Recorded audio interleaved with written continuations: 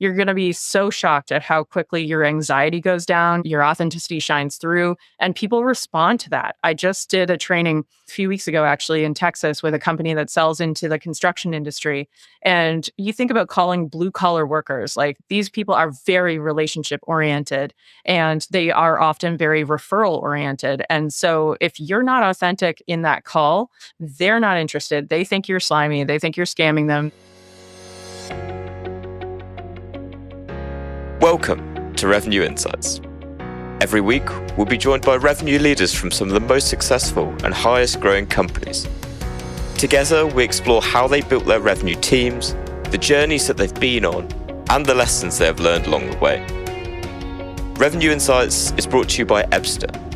We're a revenue intelligence platform designed to help revenue teams to build more pipeline, close more deals, and retain more customers.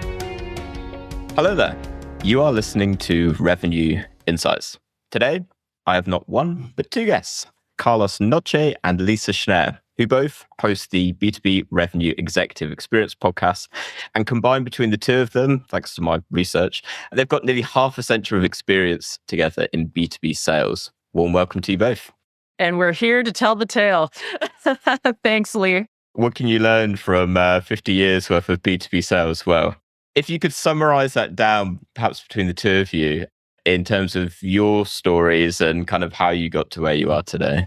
I'll start. Born and raised in Halifax, Nova Scotia on the east coast of Canada. Definitely did not think I would end up in B2B sales or sales training, sales methodologies. But I went to business school. My first job out of school was enterprise rent-a-car, for all of those out there who have also been through the management trainee program, erasers for life. And so I had to sell the insurance that nobody actually needs. And so that was my first kind of foray into sales. And then after that job, I learned a lot, did great there, and took my first job as an SDR at a tech company, up and coming software company, and then caught the startup bug. The company I was working with called Radian 6 was acquired by Salesforce 2 weeks after I started. And so went through that roller coaster ride, which was really fun. And yeah, definitely just decided, okay, the startup life is for me. So I joined a number of startups and built their SDR teams from the ground up. And then ultimately in 2020, when, there wasn't enough craziness going on in the world, I decided to start my own consulting company where I help other companies with their SDR functions, sales functions, operations functions, enablement, and ultimately training. So in May of 2021, I joined ValueSelling. I was trained in the methodology in 2018, totally fell in love with it. And when I had the opportunity to join the ValueSelling team, I leapt at it. So that leads us right up to today, pretty much. It's been a great 3.5 years and really excited to be here. Beautiful. And Carlos? My story's not as good. I was born a poor Latin kid out of New York City, the child of two immigrants. And that's about as far as I go into that part of it. I started out my career, and for those who'll be surprised to know, actually in accounting.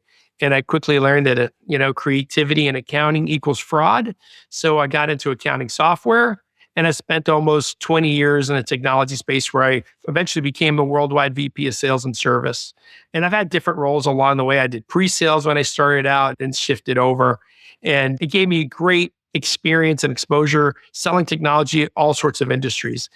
And about 15 years ago, I was going to take a break and I decided to join these Chimokes selling this value selling framework. And honestly, I was just going to do it for a year and then go back to being a VP or something else somewhere else.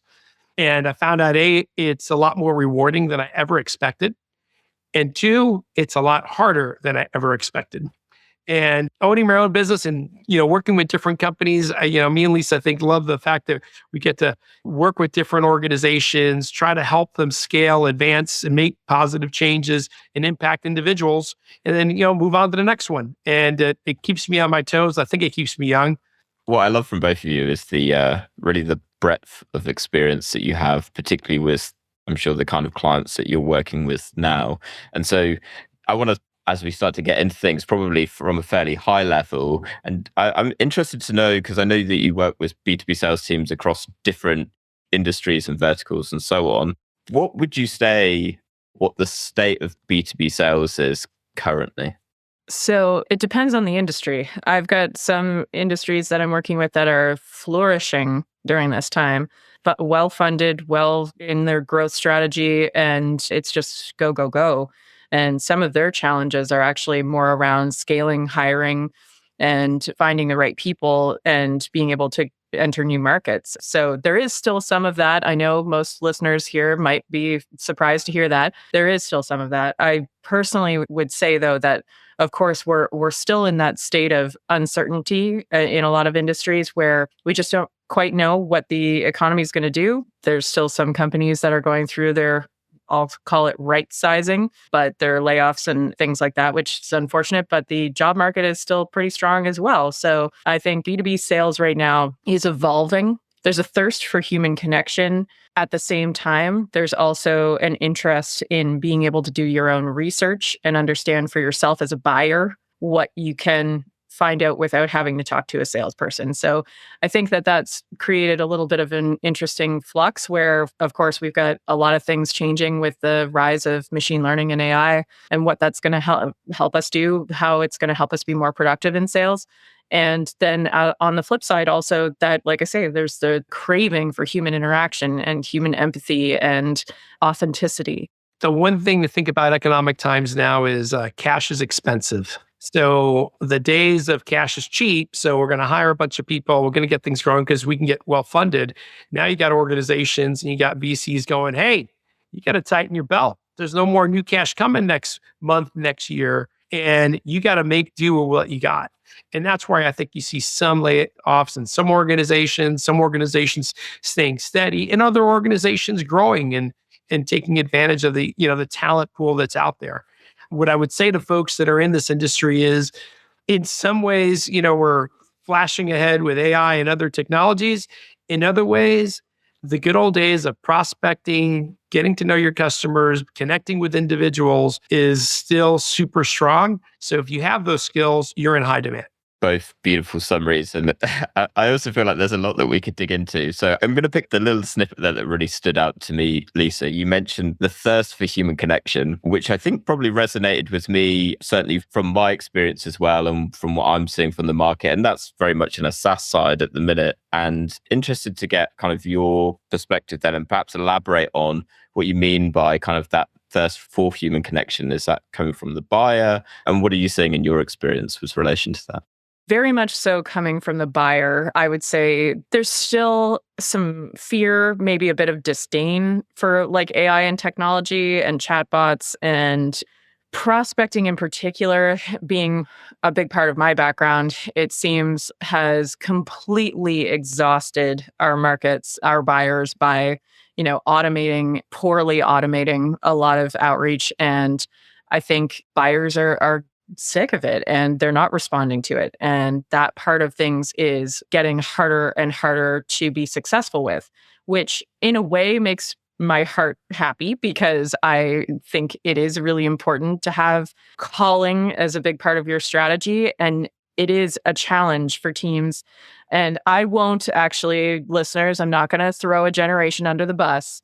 I'll say a lot of people are hesitant to get on the phones and they feel like they're interrupting people's days and that what they have to say has no value. And I think having trained so many teams that are on those front lines trying to open those doors, it's so important to be authentic and genuine and passionate about what you're selling. And it comes across. If you are not interested in what you're selling, if you don't believe in it, if you're not interested in making the calls, I will tell you they can tell immediately. And I, as someone who receives a lot of cold calls and analyzes them, because this is what I do for a living, I hear it in people's voices. And so, I really think we need to get back to an attitude around, I'm just having a conversation with someone. And if I learn something new, I'm winning. It doesn't mean I have to book the meeting. I don't have to book the demo. If I learn a new piece of information, I'm winning. And if you take the pressure off of that and just have a conversation with another interesting human, you're going to be so shocked at how quickly your anxiety goes down, your authenticity shines through, and people respond to that. I just did a training a few weeks ago, actually, in Texas with a company that sells into the construction industry. And you think about calling blue collar workers, like these people are very relationship oriented and they are often very referral oriented. And so if you're not authentic in that call, they're not interested. They think you're slimy. They think you're scamming them. They think the good old snake oil salesman reputation shines through. Where if you come across as like, I just want to tell you about something that I know can make your business better because it does for our customers. Do you have 5 minutes? And like, instead of relying on these scripts and these complicated like sales tactics and strategies, like be yourself, be interested in what you're selling. And it's just, I think, I mean, I don't know if I truly answered your question, Lee, but like, it definitely is something that I'm hearing from multiple buyers as well, is like, show me you know me, show me you're interested in what you're doing, show me you know something about my business, show me something of value. Don't just ask for time. Don't check in or follow up. There's no value in that, so it's coming across now that we just need to go back to being people who are interested and genuinely curious about the people we're calling. Just a quick reminder, and then we will be right back to the show.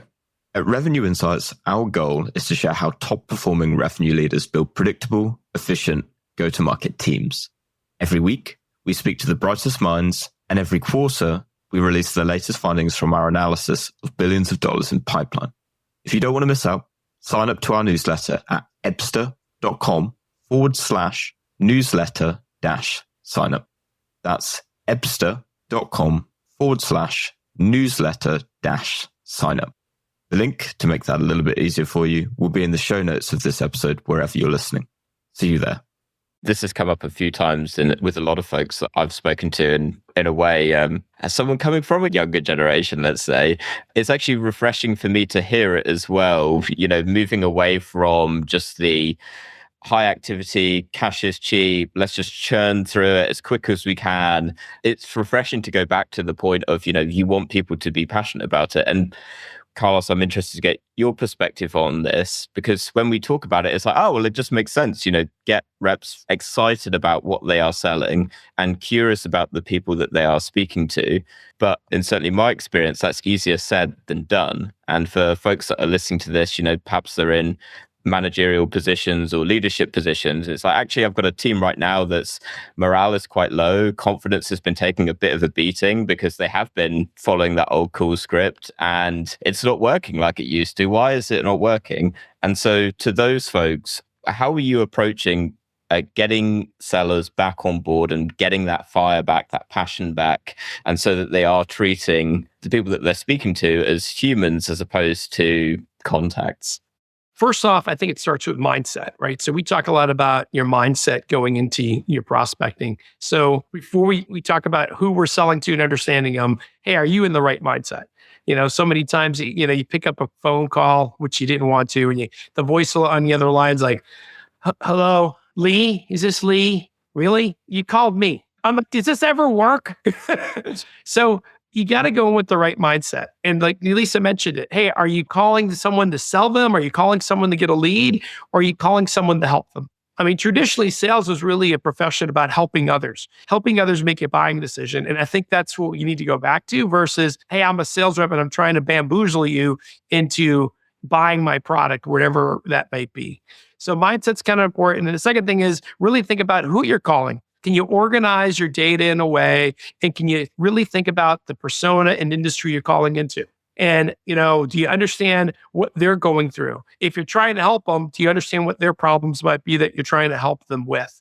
So now, whether it's your emails or your phone calls or your social outreach is around helping that persona with those types of problems in the industry that we're having today, you might get a much better connection rate than just trying to bamboozle them with your message, right? And get in the right mindset, do your research. And the last part I'll throw into the mix to try to think about your intent to call them to be about providing something of value, not about you getting something.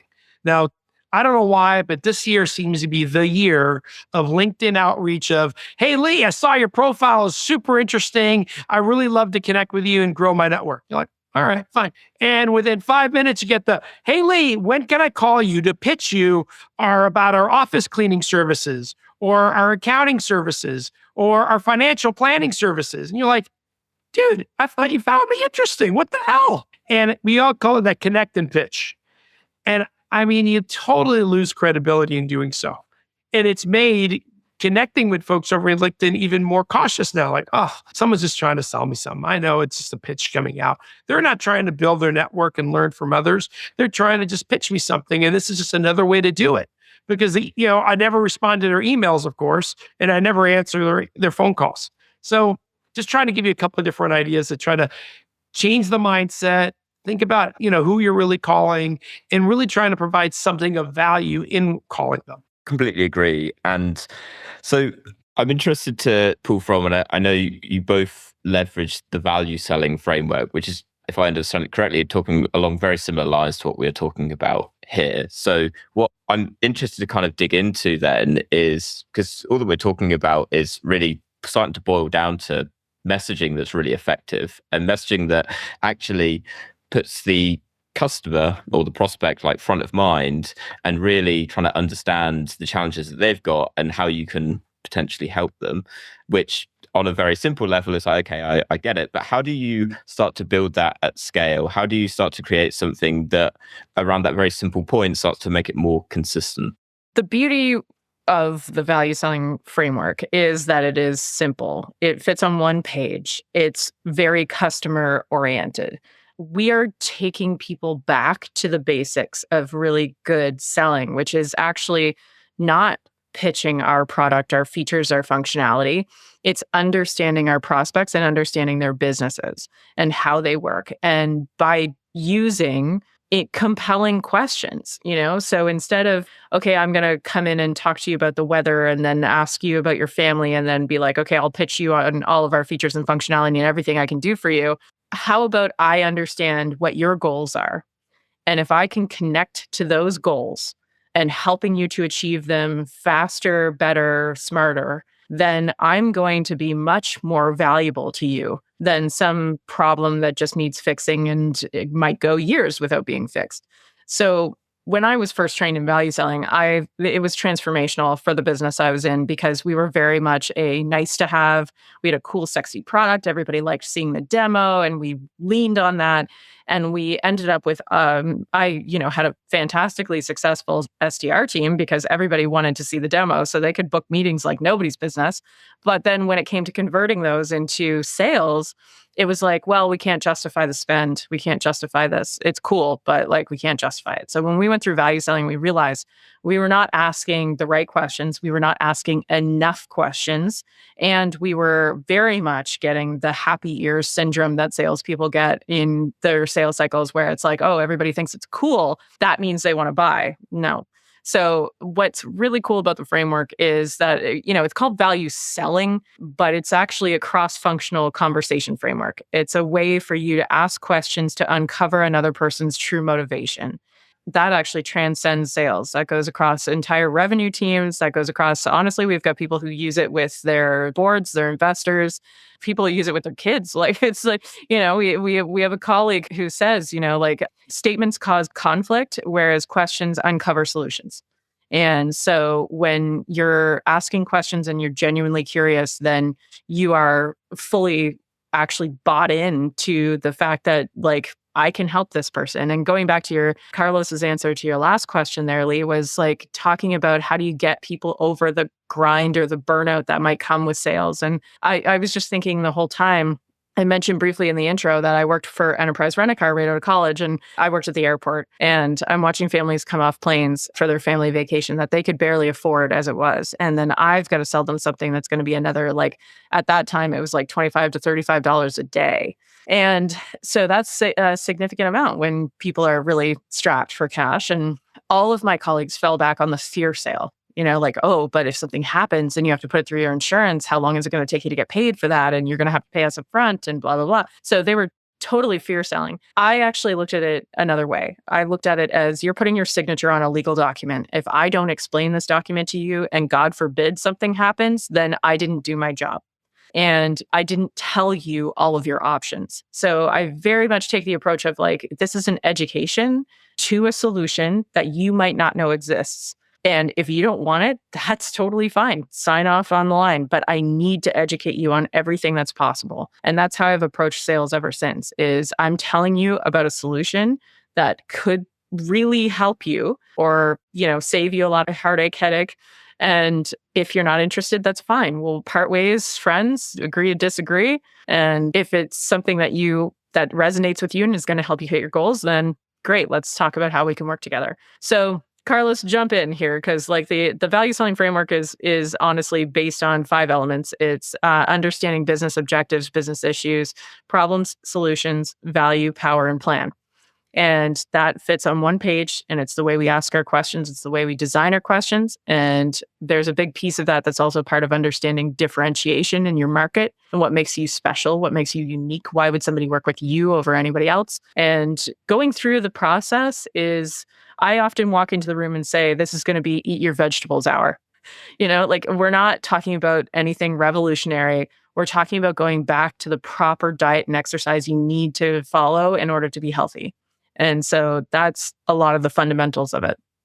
Not a convoluted answer in any way. Absolutely love the perspective on it. And actually, there were a few things coming up to me, like as you were talking through it. But what actually I'm really quite curious to understand a bit more, and maybe Carlos, I'll throw this one to you, is through all of that and the way you explained it, Lisa, it's all about asking the right questions to get the right answers out. And what I like about that is because that's given you a rich amount of information from which to work from, right? Then the question is, now what do I do with that information when I've got it? So, I've spoken to lots of folks that various different methodologies, from your med picks to your challenger sales of the world, and pick your poison, I think, at this point, but they all come back to the same point of it's all well and good getting that information. And I look at it from a data perspective where it's like, okay, we've done our qualification now and we've got this information. Now, what do I do with it? So I'm interested in the value selling world, and from the value selling perspective, how you then go about leveraging that information. And to your point, Lisa, just before we get into that, I know you mentioned you can use it even with your kids. So maybe if I narrow it down to, if we focus on sales for this part of it, but feel free to expand. So Lee, you hit the nail on the head, all these different methodologies, and I've been through 11 different training programs throughout my career. I mean, they all talk about what information you need to get. And unfortunately, then our questions turn into ways of getting the information we want versus really uncovering the facts, the real data behind it. Not every customer is the right customer for you. Not every customer is at the right time and in the right situation to fit your needs. So once you get beyond, we create a great mousetrap and it's really sexy and cool, and those early adopters are done, and you really got to get back to really selling a product is really the pivot point where we usually come in. And then we get back to, okay, first of all, whatever the framework is it internally facing, like this is what you need to do to sell them? Or is it externally facing, hey, this is what you need to really identify the right buyer in the right situation to convince them to make a buying decision? I kind of wish we got rid of the word selling in our thing, because nobody likes to be sold. The reality is everybody loves the buy. So how do we help people buy the right products? And our questions should be around helping them through that process, into the cycle or out. So when we think of it that way, I think it's a small little pivot point on how you use the process. So your next question is, okay, well then, what do we do with the information? Well, first off, if you really thought about it, hey, everything I'm asking them and everything I'm capturing should be information I'm providing back to them. Gartner says there's 6 to 10 people involved in any enterprise deal, where it's like 7.2. Haven't found the 0.2, but it's a lot of freaking people. And the reality is you don't even get to talk to all of them. You want to, but you don't. So you got to rely on others to champion your cause internally and say, hey, here's why we should do it. Here's why we should do it now. Here's why we should do it with these folks, right? So when you think about capturing this information, we call it a mutual success plan. Can we feed it back to them in a way to document, hey, Lee, here's why you're looking around. Here's why you're trying to do it now. Here's why you're trying to do it with us. Plus, here's how you need to justify it. Here are all the people that need to get involved. And here are the steps to not only make a decision, but actually implement, go live, and get the outcomes, the value, if you will, that you're actually seeking for within this time frame. So if you really ask questions that help the customer make a buying decision and document it that way, it would be the same data you would need internally. Because internally, you mentioned the word scale. Selling is a team sport. right? We're not showing up at your door with a little suitcase or a vacuum to sell you. We got a whole organization we're trying to get behind us, from marketing to sales to pre-sales to services to customer success.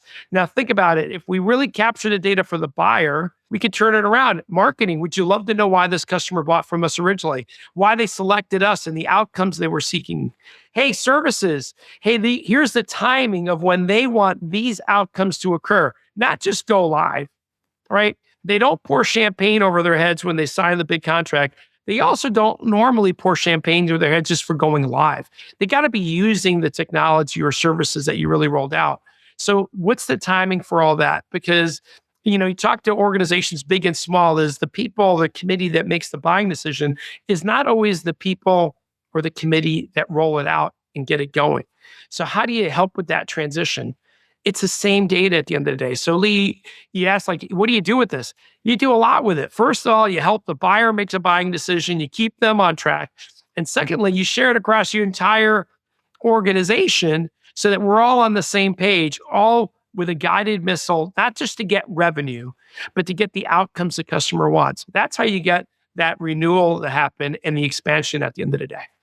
Just a quick reminder, and then we will be right back to the show. At Revenue Insights, our goal is to share how top-performing revenue leaders build predictable, efficient, go-to-market teams. Every week, we speak to the brightest minds, and every quarter, we release the latest findings from our analysis of billions of dollars in pipeline. If you don't want to miss out, sign up to our newsletter at ebster.com/newsletter-sign-up. That's ebster.com/newsletter-sign-up. The link to make that a little bit easier for you will be in the show notes of this episode, wherever you're listening. See you there. I've got a very pointed question, but I'm really interested to hear your response. How do you then measure the impact of the framework once you've gone into a client, you've implemented it? How exactly would you go about measuring it and understanding the impact that it's had on the organization? So we do something crazy. We actually use our framework to sell our framework. I know, it's nutty, but I can't tell you how many times you go, Carlos, we selected you guys because you're one of the few people that actually use your actual framework to sell it. So one of the things we try to do early on is, and I even document for them, hey, we want to identify, how are you going to measure success? What are the outcomes that you're seeking to achieve as an organization? And I want to document it. And they might be business outcomes for the organizations, grow revenue, improve margins, improve the number of products we attach to that initial sale, whatever those are. But they also might be personal outcomes. Hey, Carlos, I really want this to be a huge success story for me. I want this to help me pivot my career to the next job, whether it be internally or externally. Now, on the business outcomes, we documented them. It's all part of the mutual success plan. And now we can use that to track our success at the end of the day. Beautiful. That was simple. I want to move us into a slightly different gear in terms of something that I think, Lisa, you've mentioned it a couple of times already today, but what I've kind of noted down as we've been talking, when we talk about value selling, is this idea of being simple and easy to use, and also kind of, for want of a better word, going back to basics in a way of treating selling as like a human-to-human experience.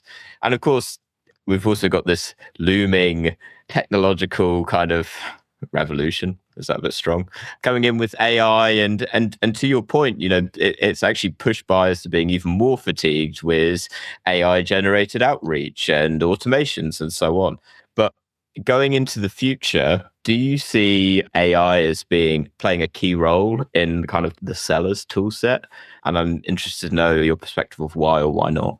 I like the perspective that AI could actually make us more productive as humans. So there's a certain amount of manual work that goes into particularly prospecting, also sales. But when you think about the research we need to do on people in order to have personalization at scale or customization at scale, the understanding of roles. So a lot of people that come into their first sales jobs are more junior. They don't necessarily understand fully how their prospects' businesses work. And now you can actually just go on ChatGPT and say, tell me about the responsibilities, the role and responsibilities and reporting structure of a project manager in the software industry, and put it in a tone that's office casual. And then it will spit that information right back out at you. So you can be so much more educated about your prospects in a faster way than ever before. And as Carlos was mentioning when we were talking about like scaling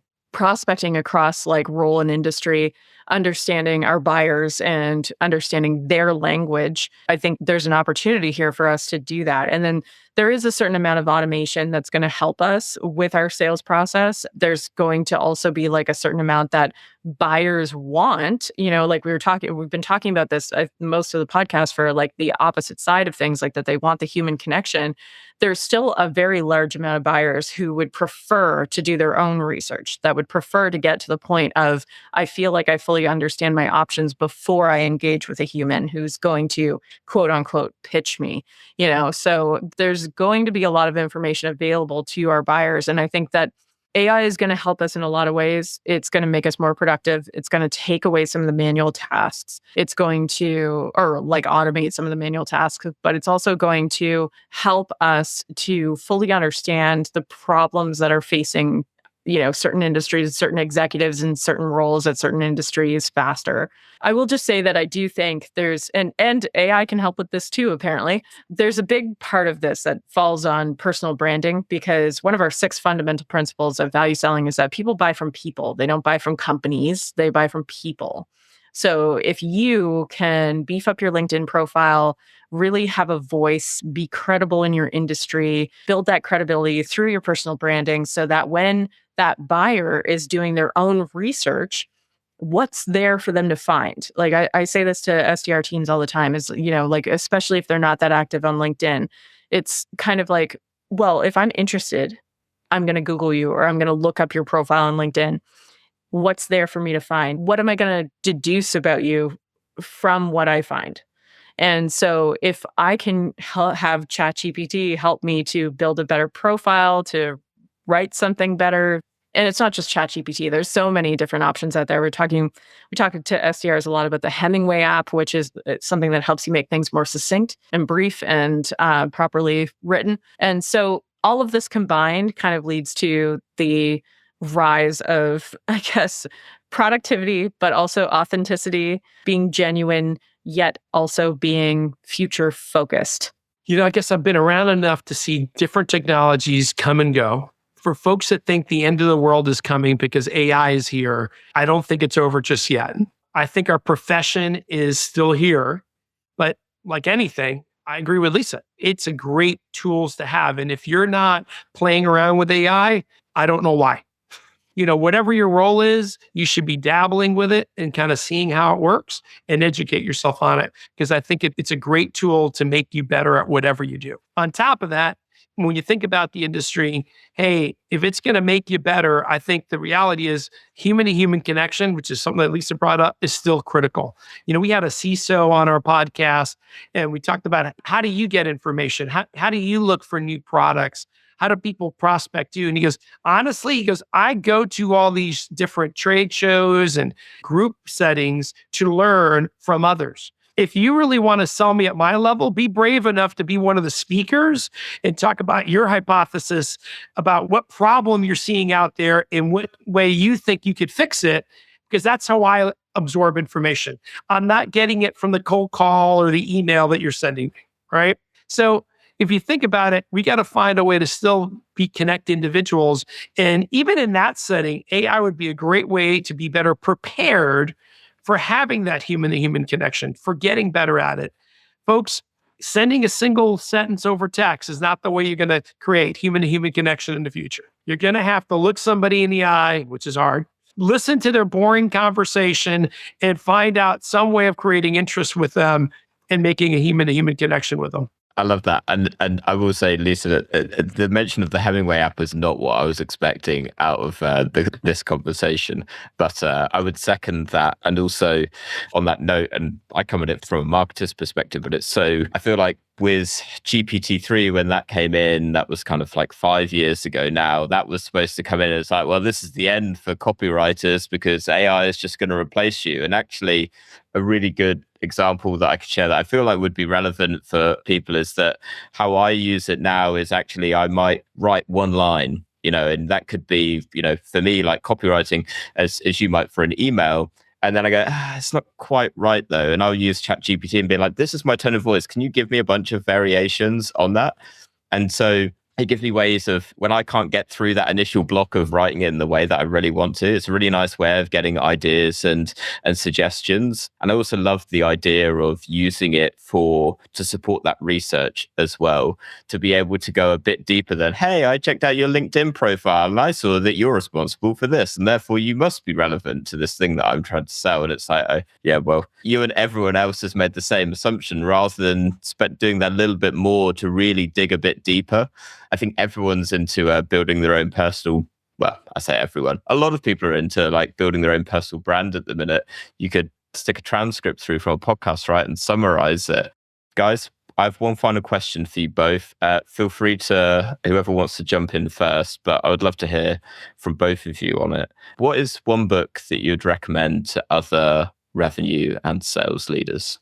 I have a number that I like. It's not actually a sales book, though. Like I actually really enjoyed Atomic Habits by James Clear. And it's going to impact all aspects of your life, because he does really break down the science behind how we create new habits, how we break old habits, and making it bite-sized so that it's not so overwhelming to change. And yeah, I think that's an important one. Julie Thomas just came out with a new book, The Power of Value Selling. It's the framework that we all sell and make a living off of.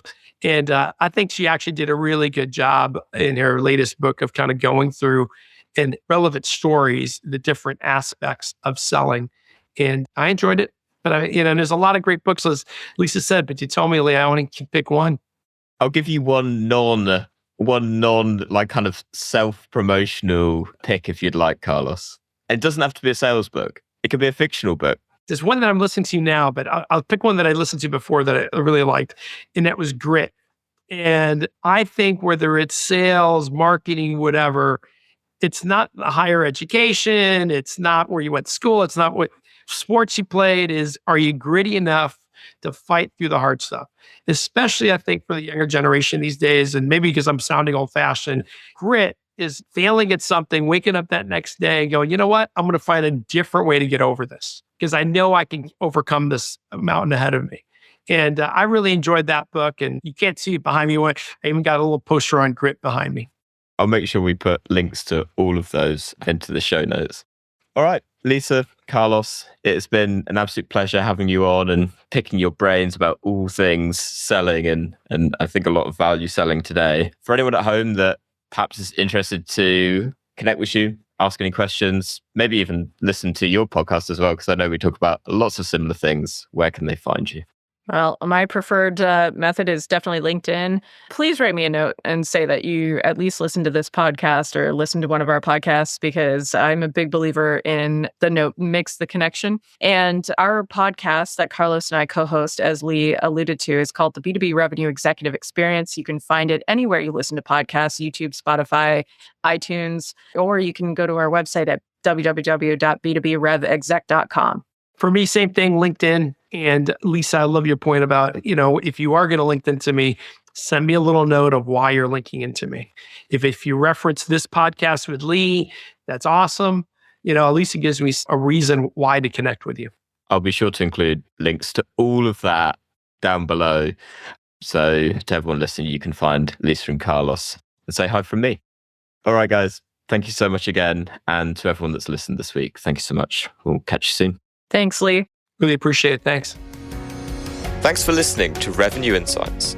If you want to learn more, subscribe to our newsletter and we'll deliver every episode straight to your inbox.